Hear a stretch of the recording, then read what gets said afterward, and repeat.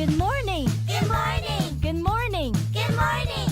1, 2, 1, 2, 3. Good morning. Good morning.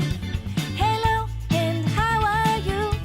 Early in the morning, I say good morning. Hello and how are you?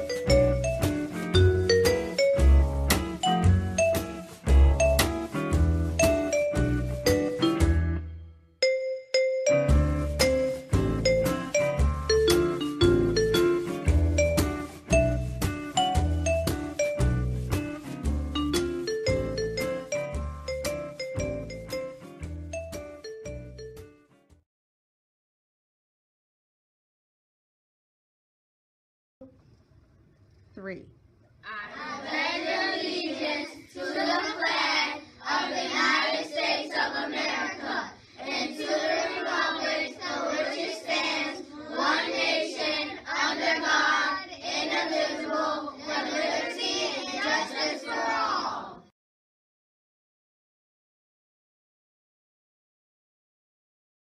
Oh, say, can you see by the dawn's early light what so proudly we hailed at the twilight's last gleaming, whose broad stripes and bright stars through the perilous fight o'er the ramparts we watched were so gallantly streaming, and the rockets' red glare, the bombs bursting in air, gave proof through the night that our flag was still there.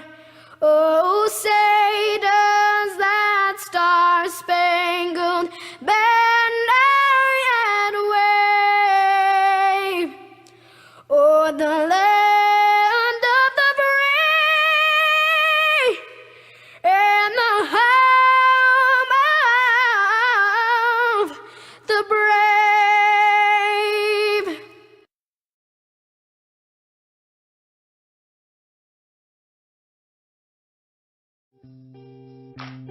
Fly in the sky like a superhero. It's okay to be afraid, just let your fear go. Up and out the window. Fly like a bird going fast as the wind blows.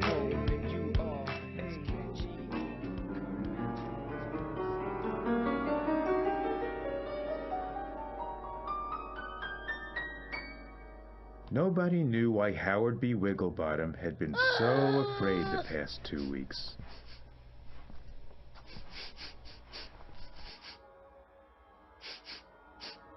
He just wasn't himself. He was scared of the dark and what could be under his bed. He was scared of toilets, loud noises, and high places.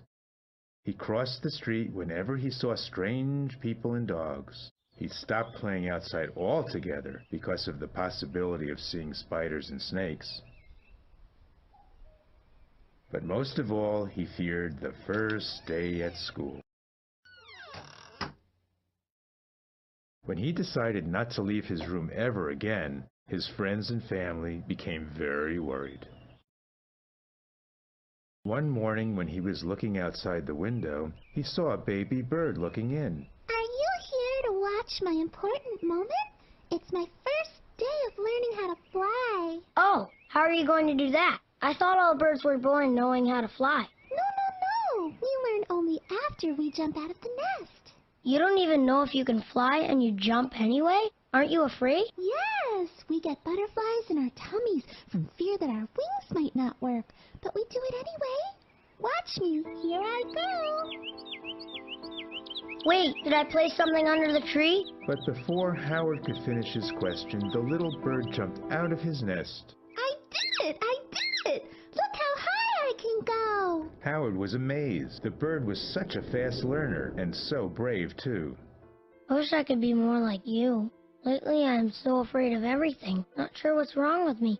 My mother says everybody is afraid of something. The reason we have fears is to learn about courage. If we're not afraid of anything, we can't have courage.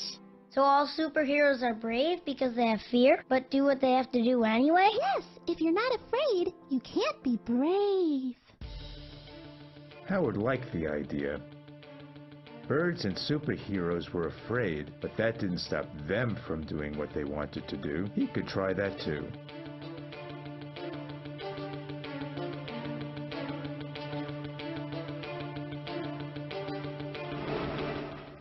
That night, he smiled at the dark and the make-believe monsters and told himself It's okay to be afraid.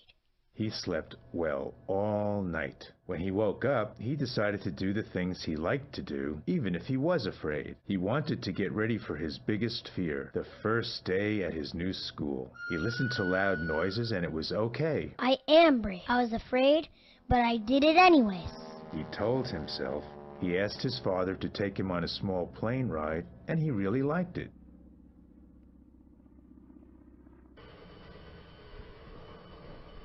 He went to a tall building with his mom and took the elevator all the way to the top and down. It wasn't that bad at all. At the zoo, he was very brave. Yes, the spiders and snakes are very frightening, but some of them could be pretty and cool too. He told himself. It's okay to be afraid. Next, he asked his neighbor to teach him how to be friendly with a dog. Playing with his friend's dogs was fun. He was scared at first, but because he was brave, he did it anyway. Howard had so much fun taking care of each fear that when the first day at new school arrived, he had almost forgotten about it. He met his new teacher, shook hands with the people at the office and cafeteria, and smiled at all the new boys and girls in his class. Howard felt great. All the while he told himself, I am brave. I was afraid, but I did it anyways. Fly in the sky like a superhero. It's okay to be afraid, just let your fear go. Up and out the window. Fly like a bird going fast as the wind blows.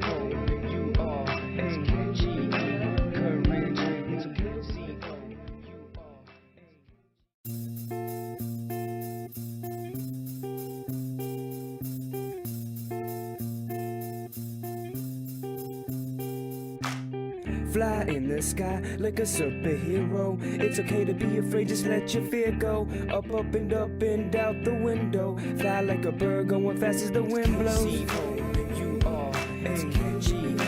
Courage. It's okay to C-O-U-R-A-G-E. Courage in me. I'm courageous, smiling in dark places, laughing at scary faces. To be brave, to have fear and do it anyway. No matter what they say, to be afraid and say that fear will never have its way. I jump around the wood and touch the sky when I play. I'm a superhero, ain't I? It's okay to say I'm afraid every day, won't let it get in the way. I know just what they say, I'll do it anyway. Fly in the sky like a superhero. It's okay to be afraid, just let your fear go. Up and out the window. Fly like a bird going fast as the wind blows. C-O-U-R-A-G. Courage. It's okay to C-O-U-R-A-G-E. Courage in me. Fly in the sky like a superhero. It's okay to be afraid, just let your fear go. Up and out the window. Fly like a bird going fast as the wind blows. C-O-U-R-A-G. Courage. It's okay to C-O-U-R-A-G-E. Courage in me. I'm courageous, smiling in dark places, laughing at scary faces. To be brave, to have fear and do it anyway. No matter what they say, to be afraid and say that fear will never have its way. I jump around the wood and touch the sky when I play. I'm a superhero, ain't I? It's okay to say I'm afraid every day, won't let it get in the way. I know just what they say, I'll do it anyway. Fly in the sky like a superhero. It's okay to be afraid, just let your fear go. Up and out the window. Fly like a bird going fast as the wind blows. C-O-U-R-A-G-E, courage. It's okay to C-O-U-R-A-G-E, courage in me. Fly in the sky like a superhero. It's okay to be afraid, just let your fear go. Up and out the window. Fly like a bird going fast as the wind blows. C-O-U-R-A-G-E, courage. It's okay to C-O-U-R-A-G-E, courage in me. Fly in the sky like a superhero. It's okay to be afraid, just let your fear go. Up and out the window. Fly like a bird going fast as the wind blows. C-O-U-R-A-G-E, courage. It's okay to C-O-U-R-A-G-E, courage in me.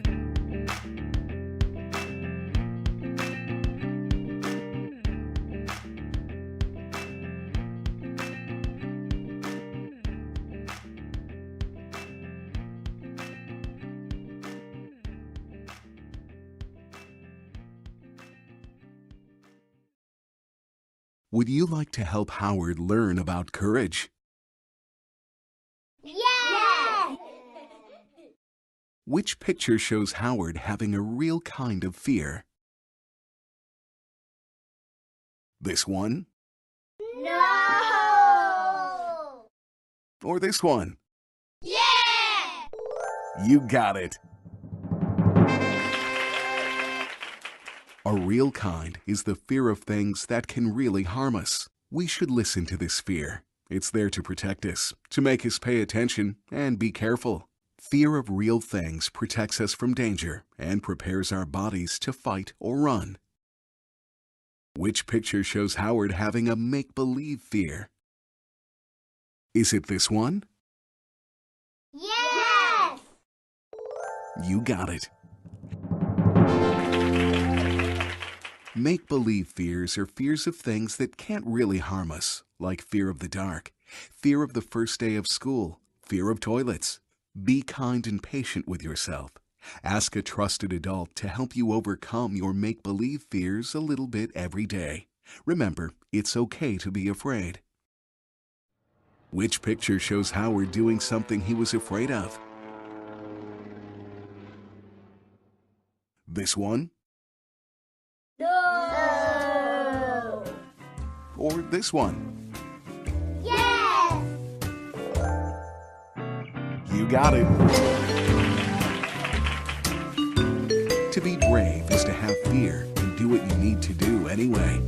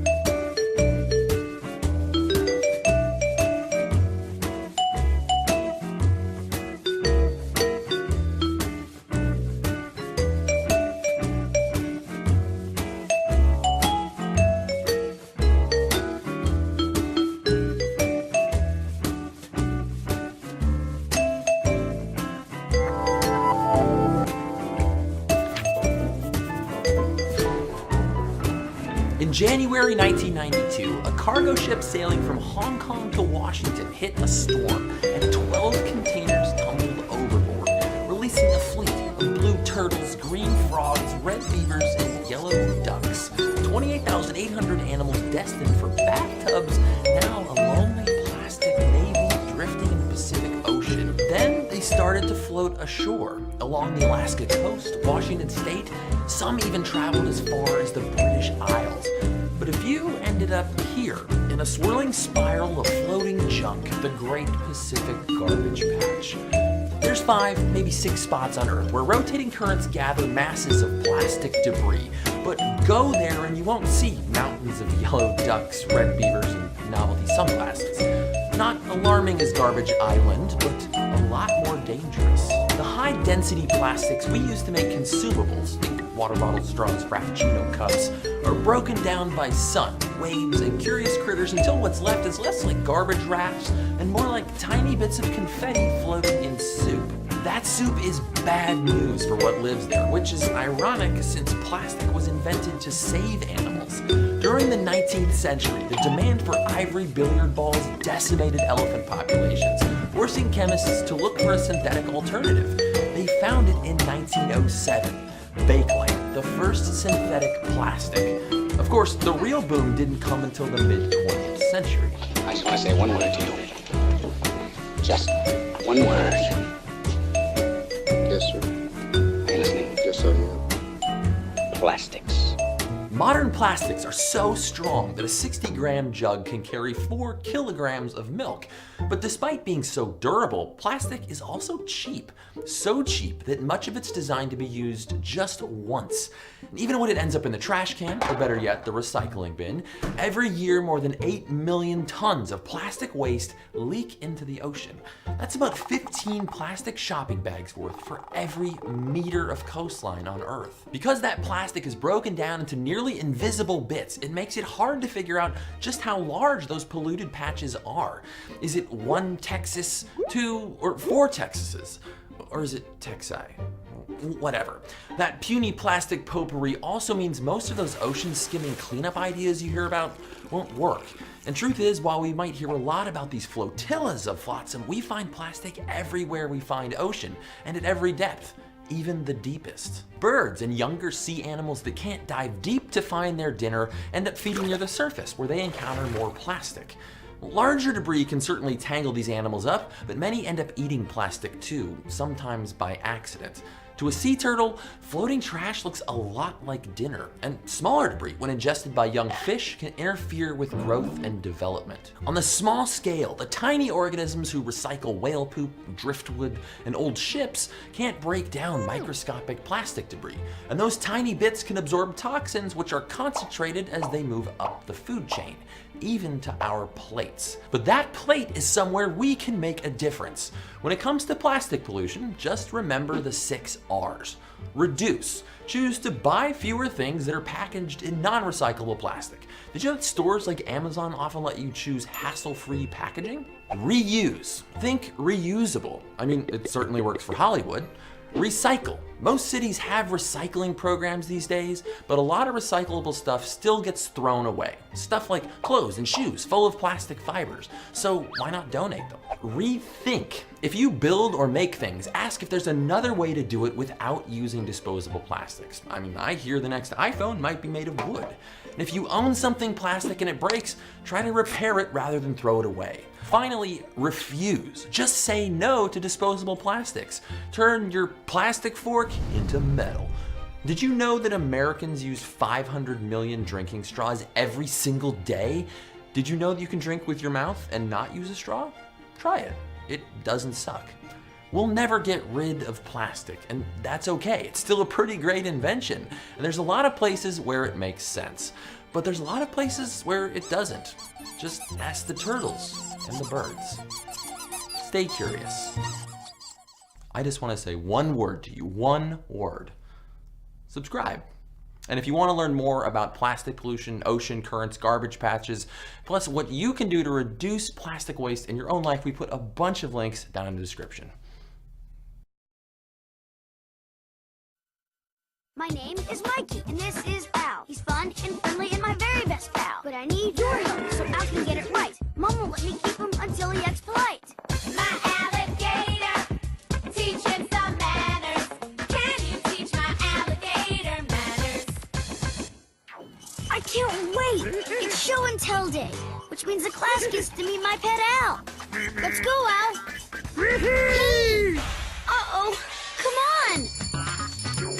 class. It's time for show and tell. Raise your hand if you would like to go first. Mrs. Sullivan, no fair! Uh-oh. Can you please teach my alligator manners? In which square is Al being polite? The yellow square? Or the green square? The green square is right. You should raise your hand and wait to be called on by the teacher. And ever since that day, Al's been my very best pal. Thank you. Now we're going to have story time. Today we'll be reading Little Kitty, Big City. Little Kitty went outside, took a taxi on a ride. Oh, Little Kitty loves the city. Hey, I can't see! Mikey? Not again. Can you please teach my alligator manners? In which square is Al being polite? The yellow square? Or the green square? The yellow square is right. When it's story time, listen quietly and sit still. Remember, the other kids want to see and hear the story too. Thanks to your help, Al's the most polite alligator student ever. Measurement. A long time ago, people used to measure things with their own body parts, like feet. But just whose foot was 1 foot? Later, it was the king who declared that his foot, the royal foot, would be the foot that all feet would be fitted against. It was the standardization of the foot, and it was quite a feat. Humans are about this big, so we've always wanted a unit of measurement about this long. And we want it to be the same for everyone. We want it to be a standard. That's why it's hard to use something like a foot, because not everybody has the same size feet. So what we did is we looked at the Earth, and we divided the distance from the North Pole to the equator in tens, 10 million times. And we got this. It's a meter. We use tens because humans have 10 fingers. Now you can keep going. You can divide a meter by 10 and 10 again, and you get centimeters. There are 100 centimeters in a meter, just like there are 100 cents in a dollar. You can divide it by 1,000, and you get millimeters by 1,000,000, and you get micrometers. It's easy. With a meter, you can measure just about anything. This microphone is about 32 centimeters long. What? It's the metric system. It's easy. What? I said it's easy. What?